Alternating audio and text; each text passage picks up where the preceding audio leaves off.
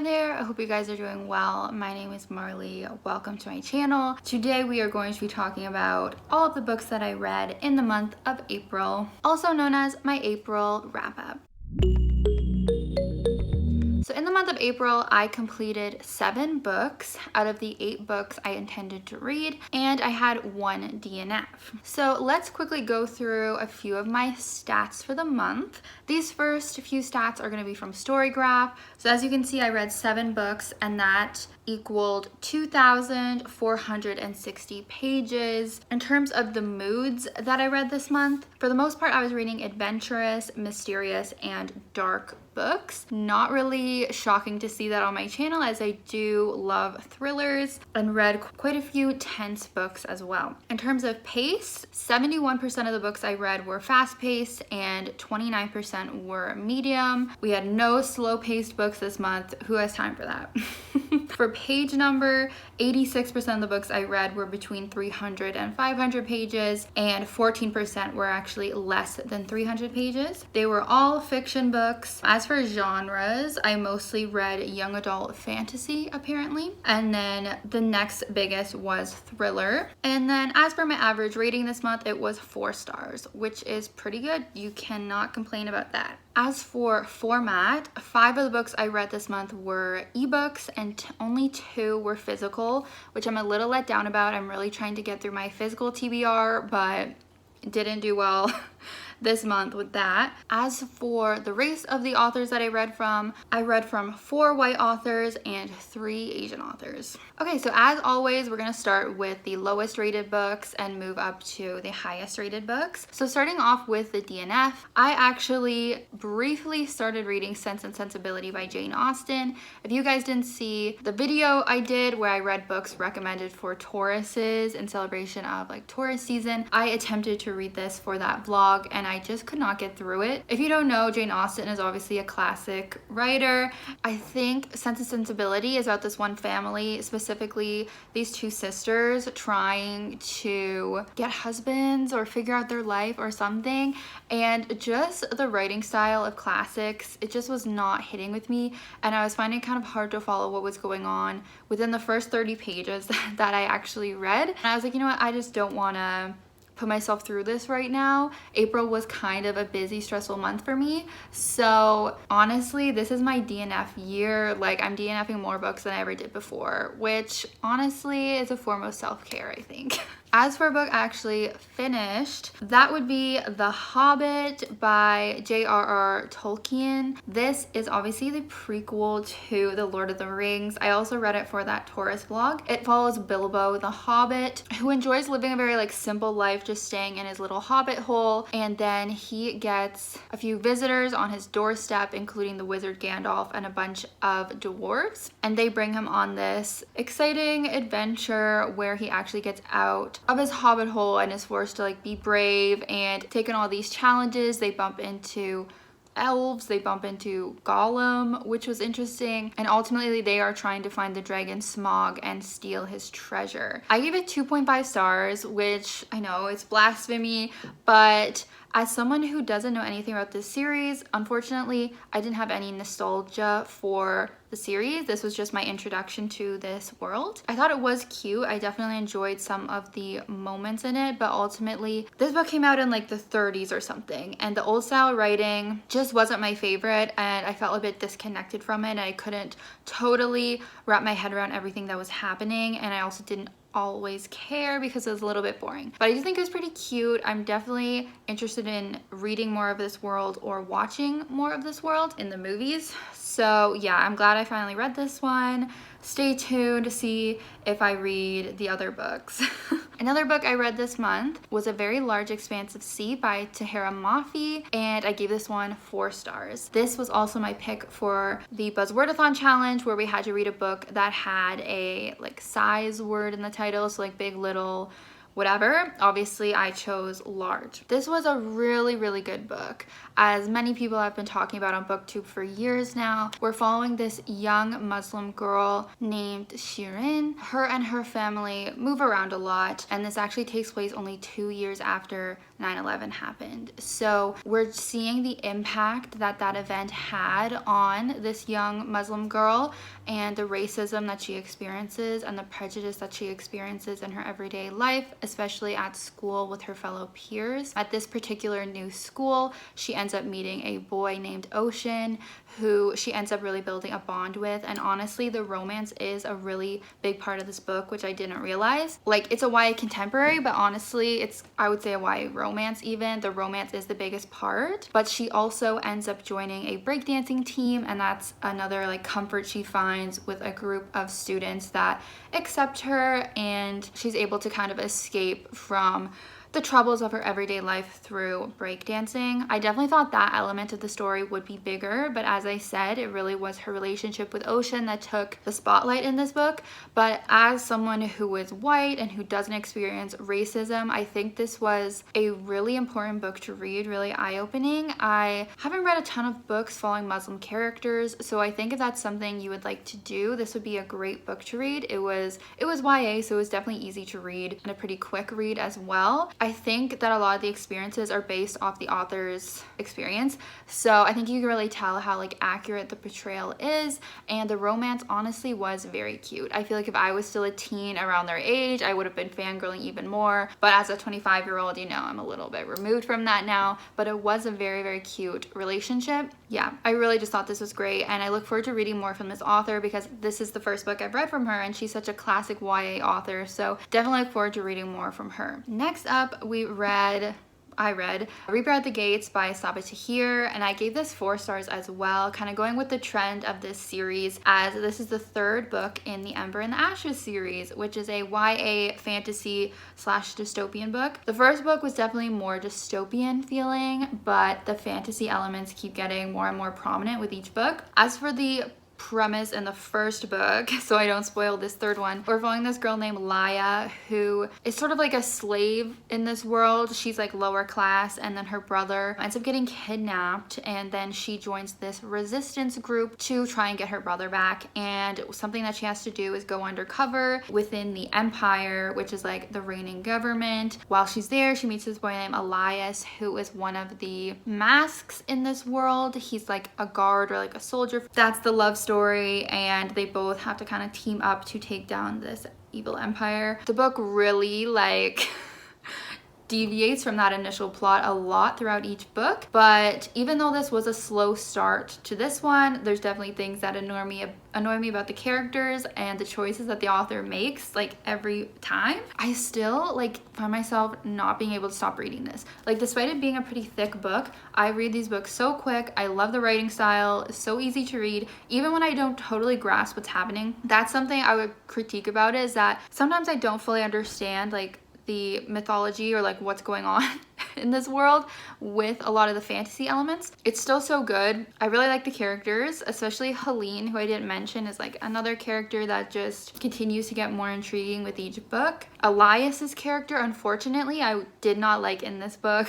Don't really like where his character is gone. Don't really like reading from his point of view at the moment, but I really did enjoy reading from the 2 girls. Yeah, just a really, really fun series, but I definitely see why people have so many criticisms for this series, and maybe it wouldn't be for them. But for me, I'm someone that really likes when books are just easy to read, clearly. So that's why it still gets a pretty high rating, and I enjoyed it very much. Now I only have 1 book left in the series to go. Very nervous to see what's gonna happen in that one. Next up, I read Warcross by Marie Lu. This is another book I gave 4 stars. I actually had a pretty good reading month, a lot of 4 stars. This was fantastic. So this is a YA sci-fi book about this girl who lives in a world where there's this thing called Warcross, which is essentially a virtual reality game. Definitely similar to Ready Player One, if you were into that sort of vibe. But there are these games within Warcross, and it's sort of like the Olympics in a way. Like, everyone gets so excited to watch. It's an honor to be able to compete, that kind of thing.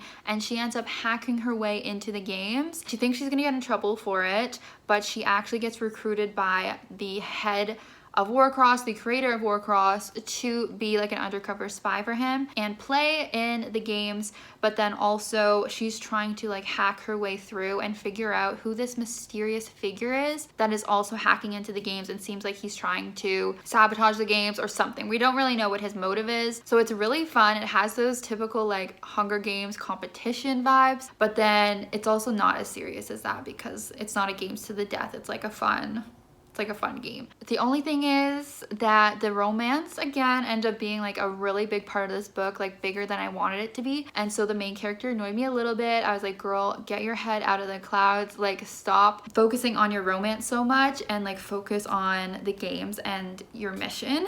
But it was really, really good. Probably one of the better YA competition books I've read. And I'm really excited to read the next book. It's only a duology, so I really want to see how this is going to wrap up. But if you haven't gotten to this little duology yet and you want just like a fun YA sci-fi, I really recommend it. The next book I'm going to talk about is Stay Awake by Megan Goldin. This is the book I have the most intense feelings about this month. I also read it most recently, so that could be why. But this was an ARC that I got from NetGalley, so thank you so much. It comes out, I believe, in August, so keep your eye out for it if my review intrigues you. But this is a thriller, and it has an amazing concept. So it's about our main character named Liv, and basically every time she falls asleep she forgets the last 2 years of her life. Definitely gives you like Memento vibes, almost like Groundhog Day vibes, because she's kind of reliving the same thing over and over because she keeps forgetting. But at the beginning she arrives somewhere, doesn't know where she is, and finds a bloody knife in her pocket.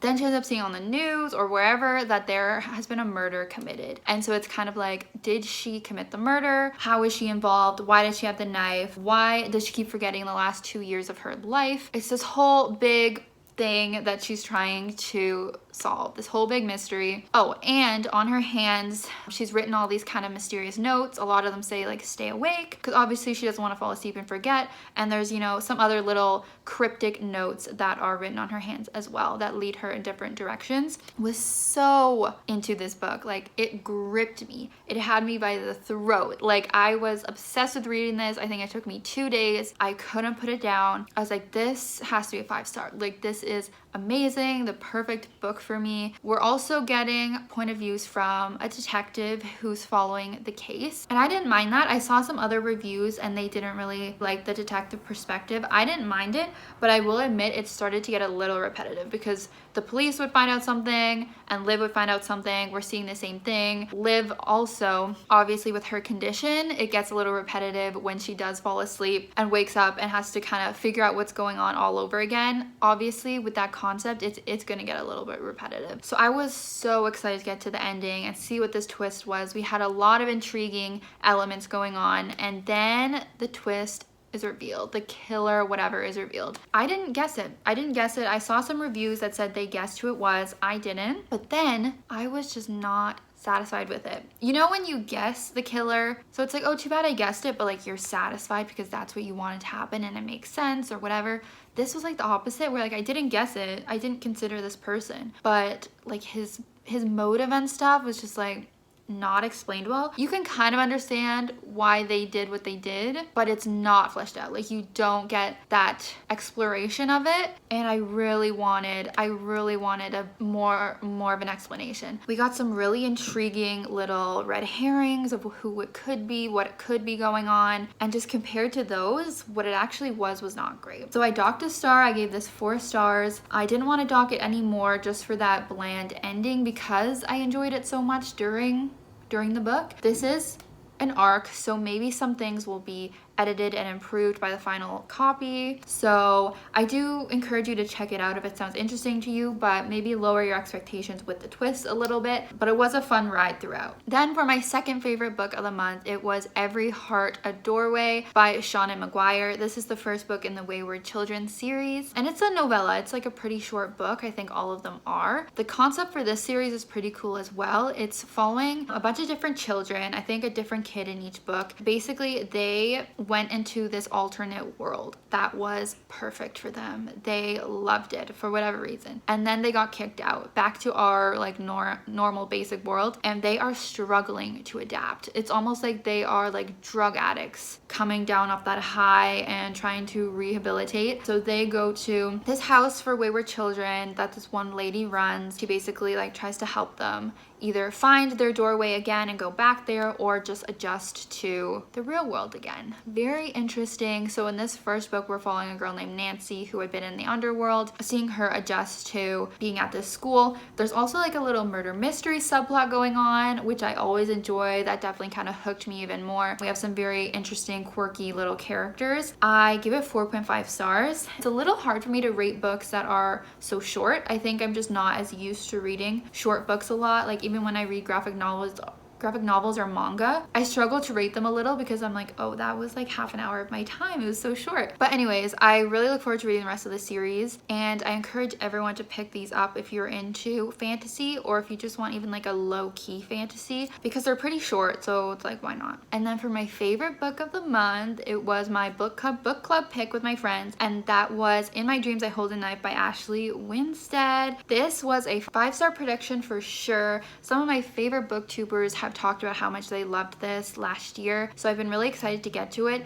If you don't know, it is about this group of friends in college, popular, all that kind of stuff. And back then, one of their friends was actually murdered. They never found out who the killer was. No one was convicted. Everyone suspected it was the girl's boyfriend, so one of their friends. Now it's 10 years later, everyone's gone off, moved on, but they are all coming back for the 10-year reunion. The murder mystery plot kind of gets stirred up again when the murder victim's brother is like, I want to figure out who killed her once and for all, and I think it was one of you guys, one of her friends. Classic whodunit, murder mystery, group of friends. I love it. I love all those tropes. Sorry if this is an abrupt cut, but I just lost some footage. Love that. But essentially, we are re-exploring this murder in the present day, trying to figure out which of the friends killed this girl. And we're also seeing flashbacks to different times in college, giving us some context as to the dynamics of the friend group. I thought this was really interesting to read about all these very flawed characters, especially our main character who we mostly see from. There are a lot of interesting themes